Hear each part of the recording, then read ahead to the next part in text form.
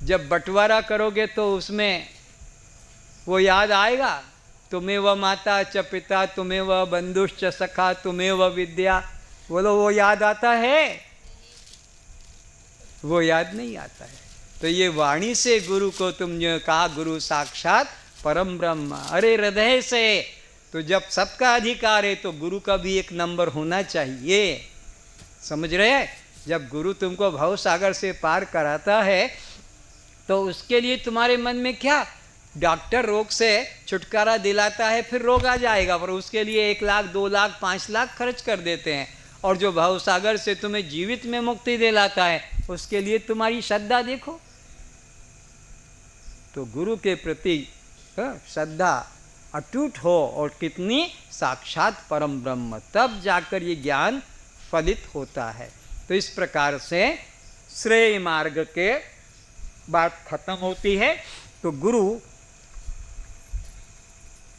ये बताएगा कि देह के साथ साथ मैं मरता है कि मैं नहीं मरता। बात याद है ना, यमराज के पास जो है गया और यह बात निश्चित हो गई कि यह तू श्रेय मार्गी है, प्रेय मार्गी नहीं है। अब देह के साथ साथ आत्मा रहती है कि मरती है? अब सुन लो इस बात को, देह के मरने से भी आत्मा मरती नहीं, देह के मरने से भी आत्मा निकल कर जाती नहीं है। अब प्रश्न होगा कि फिर कौन मरता है और क्या निकलता है? देह के अंदर से जीवात्मा निकल कर जाता है, आत्मा निकल कर जाता, क्योंकि आत्मा अखंड है। और अखंड किसे कहेंगे? जो सब देशों में, सब कालों में और तो सब रूपों में भी रहना उसके लिए जरूरी है, चाहे वो जिंदा हो कि मुर्दा हो, चाहे वो कोई सती साध्वी हो कि वेश्या हो, चाहे वो चोर हो कि डाकू हो कि पंडित हो, हरि व्यापक सर्वत्र। तो आत्मा कभी निकल कर जाता नहीं और आत्मा कभी मरता नहीं। मरने के कारण 4 हैं, या तो शस्त्र से काटा जाए तो मरेगा, अग्नि से जलाया जाए तो मरेगा, पानी में डुबाया जाए तो मरेगा, या उसके प्राण रोक दी जाए तो मरेगा। आत्मा न शस्त्र से कटता है, न अग्नि से जलता है, न पानी से भीगता है, न पवन से सूखता है। गीता अध्याय 2 श्लोक 23 में भगवान ने आत्मा का निरूपण किया है। तो अब जो पुत्र का, नचिकेता का प्रश्न क्या था कि देह के साथ साथ मैं मरूंगा कि मैं नहीं मरूंगा? उत्तर क्या मिला गुरु के द्वारा कि देह के मरने पर भी आत्मा मरता नहीं। तो अब इस बात को स्पष्ट कैसे किया जाए, तो मैं आपको एक एग्जाम्पल देकर इस बात को बताऊं। उपनिषद में नहीं मिलेगा ये तो एग्जाम्पल, कि जीवित बल्ब में, जीवित बल्ब में जिस तरह की जितनी बिजली है, मृतक बल्ब में भी बिजली उतनी की उतनी है। ये बल्ब जो मेरे हाथ में है ये मुर्दा बल्ब है और ये जीवित बल्ब है। एक आदमी जीवित है, एक आदमी मर गया है। प्रश्न क्या था कि देह के साथ साथ मैं मरूंगा कि देह के साथ साथ मैं नहीं मरता हूँ? तो उत्तर क्या मिला कि देह के मरने पर भी मैं कभी मरता, देह मरे पर मैं नहीं मरता, अजर अमर मैं आत्मा हूँ। तो अब ये फिर प्रश्न आता है कि जब मुर्दे में से आत्मा नहीं जाती है तो फिर वो बोलता क्यों नहीं, चलता क्यों नहीं, खाता क्यों नहीं? उसका कारण क्या है? तो समझें, थोड़ा विषय कठिन है।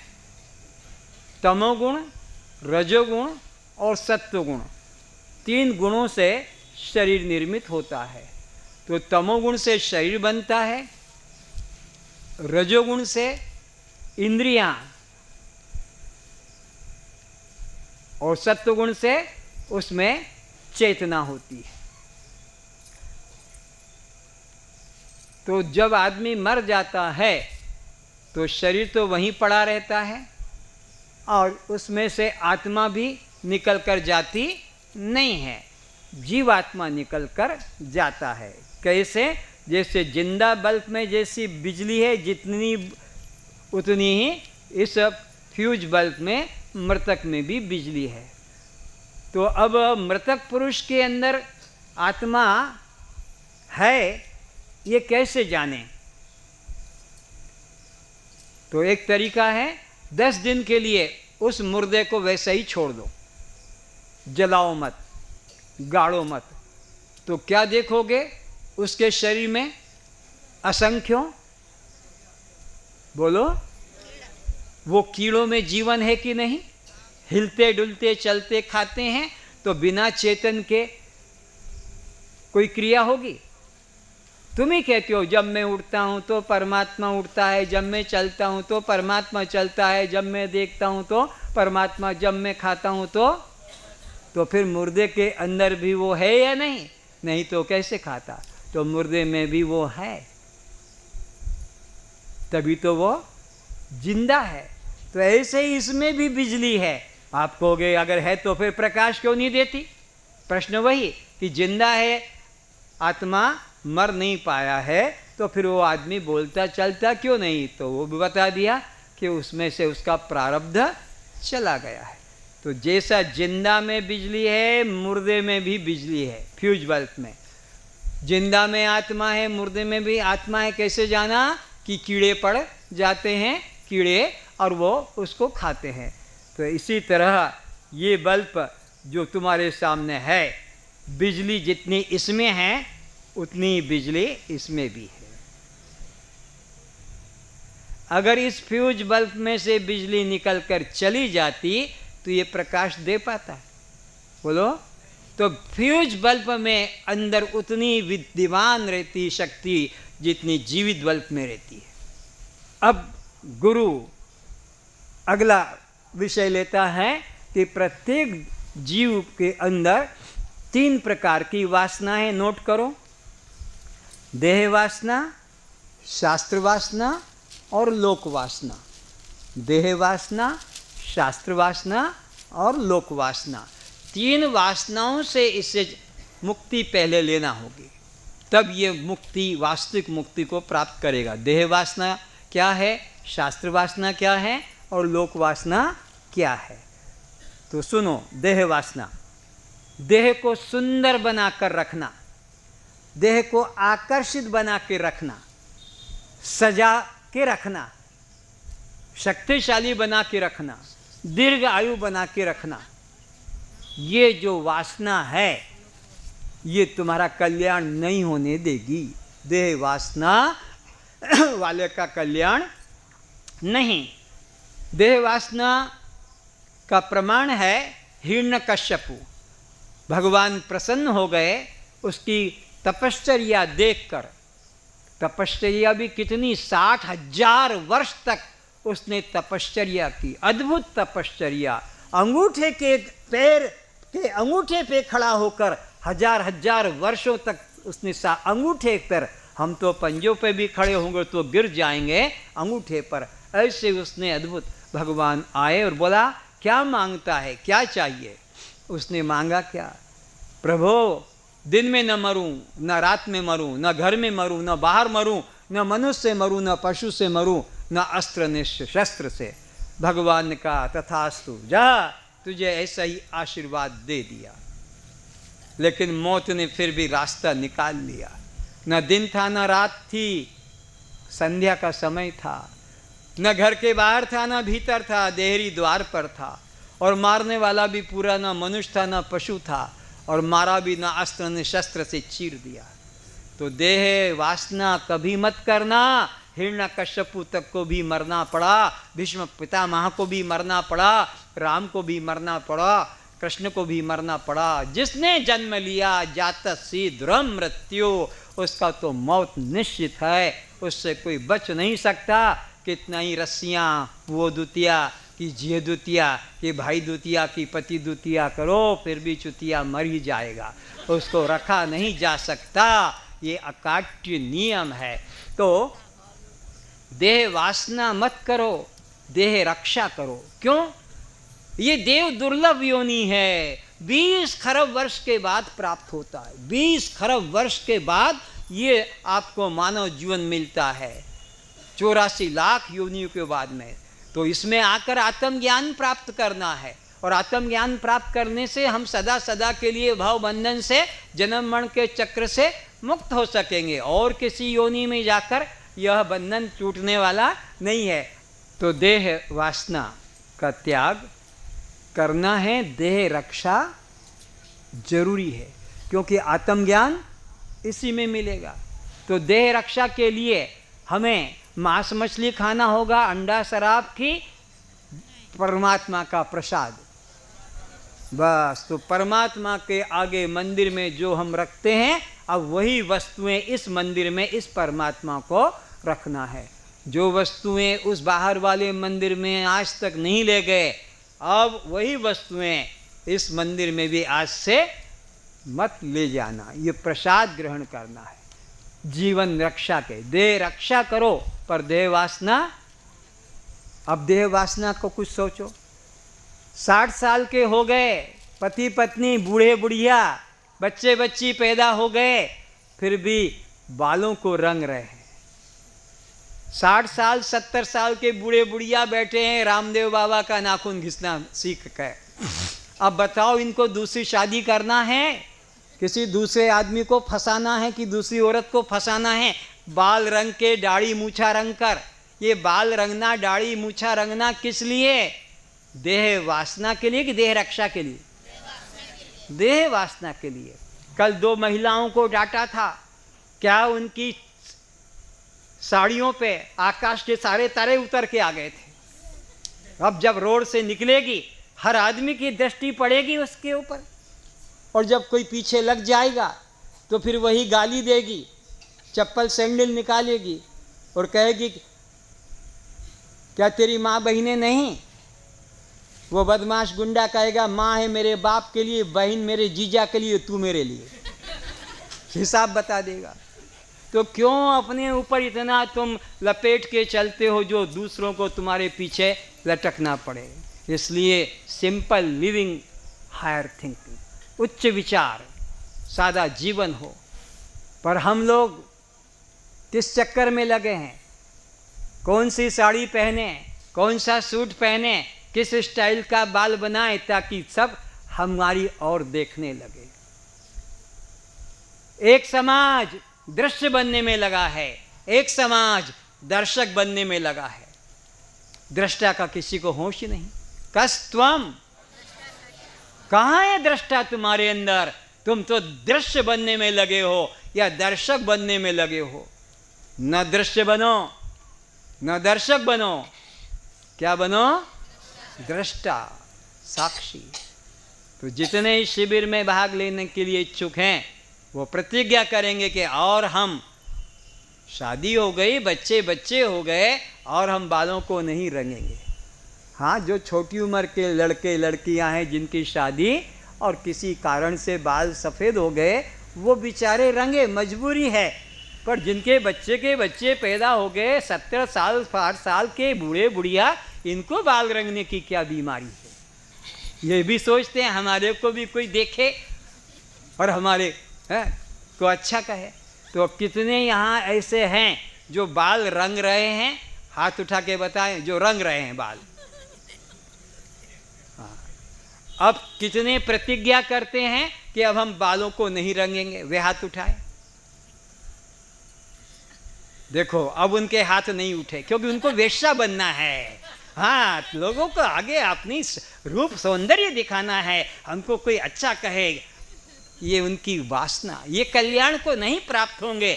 चाहे निरंजन का बाप उपदेश करे कि ब्रह्मा, उनकी तो देह में इतनी आसक्ति है कि 70 साल 60 साल 50 साल का हो गया, शादी हो गई, बच्चे बच्चे पैदा हो गए, अभी भी बाल रंगने की वासना है। तो देह वासना करना कि देह रक्षा करना? तो अब ये सुलम सितारे के तारों की चमक वाली साड़ियाँ सूट पहनकर कभी रोड पर मत जाना। अगर सचमुच में सदग्रस्त सदनारियाँ हैं तो हमें वेश्या बनकर लोगों को अपनी तरफ आकर्षित नहीं करना। मेरी बात बहुत कठोर कटु है, लेकिन तुम्हारा उसमें कल्याण है। तुम्हारी जो बुद्धि है उससे तुम्हारा कल्याण होने वाला नहीं। अब सोचो, जो व्यक्ति बाल रंगना नहीं छोड़ सकता, वेद कहता है ब्रह्मलोक तक की सुख की चाहना न हो, ऐसा वैराग्यवान मोक्ष का अधिकारी है। वैराग्य की परिभाषा बताई वेदांत में कि इस लोक के सुखों से लेकर ब्रह्मादिक लोकों के सुख की चाह न करना, वो वैराग्यवान है और वो मोक्ष का अधिकारी है। और मैंने पूछा, ये बाल रंगने के लिए कितने लोग अब छोड़ने को तैयार है? उनके हाथ नहीं उठ पाए। क्यों? वो बाल रंगने से तो सुंदरता है, फोटो खिंचाने का, समाज में पार्टियों में जाने का, और हमारे बाल सफ़ेद हो जाएंगे तो हमारी बुढ़िया की तरफ कोई देखेगा नहीं। तो बुढ़िया को अपना सौंदर्य दिखाना है, इसलिए रंगना पड़ता है। तो कुछ तो लोग हैं जिन्होंने प्रतिज्ञा किया कि आज के बाद हम कभी बाल रंगेंगे। एक बार फिर मैं देखूं गिनती करके कितने लोगों ने इस बात को माना है। रंग रहे थे? हाँ, बहुत अच्छा, 1 2 3 4। तूने तो पहले से ही छोड़ दिया, फिर हाथ उठाया। अरे मैं एक एक को पहचानता हूँ। और कोई? हाँ, बहुत अच्छा। इधर से कोई महिला कोई छोड़ने को तैयार नहीं। पक्का हो गया, हम तो वेश्या बन के घूमेंगे। अच्छा, ठीक है। अरे जिनके घर में बच्चे पैदा हो गए, अब क्या जरूरत है रंगने की? तो देह वासना से बचो। आगे चलते हैं शास्त्र वासना। दूसरी वासना है शास्त्र वासना। शास्त्र वासना में क्या है? शास्त्रों को पढ़ते रहना और शास्त्रों के अर्थ को ग्रहण न करना। सब लोग शास्त्र वासना में लगे हैं। कितनी बार रामायण को पढ़ डाला, कितनी बार गीता को पढ़ डाला, कितनी बार भागवत को पढ़ डाला, कितनी बार हनुमान, बस पढ़ते, पूरा हो गया फिर शुरू से, फिर पूरा हो गया शुरू से। ये जो तुम गीता रामायण पढ़ रहे हो ना, वास्तव में तुम खबर कागज पढ़ रहे हो, न्यूज़पेपर पढ़ रहे हो। गीता का नाम बदनाम मत करो, रामायण का, भागवत का। तुम तो रामायण भागवत को नहीं, न्यूज़पेपर को पढ़ते हो। कैसे? रोज उठकर जैसे खबर कागज पढ़ के और रख देते हो, दिन भर से में तुम्हें उसका कोई संबंध रहता है? जो खबर कागज न्यूज़पेपर में पढ़ा, उन खबर से तुम्हारा दिन भर कोई संबंध रहता है? अगला दिन फिर दूसरा पढ़ लेंगे। हर रोज ऐसे ही सुबह उठकर नहा कर तुम गीता पढ़ डाली, रामायण पढ़ लिया, भागवत पढ़ ली। दिन भर में एक बार भी उस गीता रामायण की बात तुम्हारे व्यवहार जीवन में आती है? बोलो, नहीं आती है। बस अगले दिन फिर पढ़ लेंगे। तो ये तुम्हारा पढ़ना तो न्यूज़पेपर पढ़ने जैसा है। कैसे पढ़ना चाहिए नोट करो। स्वाध्याय। तो शास्त्र वासना न करके हम स्वाध्याय करेंगे। क्या करेंगे? स्वाध्याय। स्वाध्याय। अब स्वाध्याय कैसे होता है? तो उसके लिए मन में 5 प्रश्न लिखो। कोई भी ग्रंथ, रामायण, गीता, भागवत, उपनिषद पढ़ो, श्लोक पढ़ो, मंत्र पढ़ो, दोहा चौपाई पढ़ो, अपने मन में 5 प्रश्न तैयार करो। पहला प्रश्न, कौन, किसको? दूसरा, किसको? तीसरा, क्या कह रहा है? कौन, किसको, क्या कह रहा है? चौथा, अब इन 2 में से तुम कौन हो? इन 2 में से तुम कौन हो? पांचवा, अब तुम्हारा क्या कर्तव्य है? जब तक ये 5 प्रश्न तुम उसमें तैयार करके उत्तर नहीं लोगे, तब तक तुम्हारा गीता, रामायण, उपनिषद, वेद सब पढ़ना अखबार की तरह है, व्यर्थ है। तुम्हें सब प्रकार के साधन करने की जरूरत नहीं है। तुम्हारा गुरु जो वैद्य है, वो तुम्हारे रोग को काटने का साधन बताएगा कि मल दोष है तो निष्काम कर्म कर, विक्षेप दोष है तो तू अपना निराकार साकार उपासना कर, आवरण दोष है तो अद्वैत ज्ञान को प्राप्त कर। तुझे द्वैत ज्ञान नहीं करना है, गुरु आदेश देगा। क्योंकि द्वैत ज्ञान जिसने किया था उनका कल्याण न दशरथ का, न लक्ष्मण का, न हनुमान का, न अर्जुन का, न गोपियों का, न रामकृष्ण का, न रामकृष्ण परमहंस का। जब तक द्वैत ज्ञान था कल्याण नहीं हुआ। तो गुरु आपको जो बताएगा वो ग्रंथ पढ़ना चाहिए, हर ग्रंथ को नहीं पढ़ना चाहिए। तो कौन कौन से ग्रंथ पढ़ने योग्य हैं वो मैं बता देता हूँ, पढ़ने का तरीका भी बताता हूँ। तो ग्रंथ में सबसे पहले आते हैं वेद, अथर्ववेद, ऋग्वेद, यजुर्वेद, सामवेद। ये नहीं तो उपनिषद हैं, ईशावास्योपनिषद, केनोपनिषद, कठोपनिषद, मुंडक उपनिषद, मांडुक उपनिषद, ऐत्रेय उपनिषद, तैत्रेय उपनिषद, छांदोग्य उपनिषद, बृहदारण्यक उपनिषद, श्वेताश्वर उपनिषद, नारद पारिव्राजक उपनिषद, हंस उपनिषद इत्यादि। ये नहीं पढ़ सकते हो तो फिर मैं गीता बता देता हूँ। अर्जुन गीता, उद्धव गीता, शिव गीता, राम गीता, सीता गीता, कपिल गीता, दत्तात्रेय गीता, अष्टावक्र गीता। अगर ये भी पढ़ने को नहीं आ रहा है तो फिर आप उत्तर रामायण या वाल्मीकि रामायण, अध्यात्म रामायण, तुलसीकृत रामायण पढ़ो। ये भी नहीं पढ़ने को मिल रहा है तो शंकराचार्य के जितने ग्रंथ हैं, विवेक चूड़ामणि, अप्रोक्ष अनुभूति, मोहमुद्गर, दृग्दर्श विवेक, आत्मानुसंधान, ये भी नहीं तो फिर वृत्ति प्रभाकर, पंचदशी, विचार सागर, विचार चंद्रोदय, पंचीकरण, और ये भी नहीं तो निरंजन बुक स्टॉल पे जाकर हीरे मोती की तरह एक एक ग्रंथ चुन लेना। विश्व में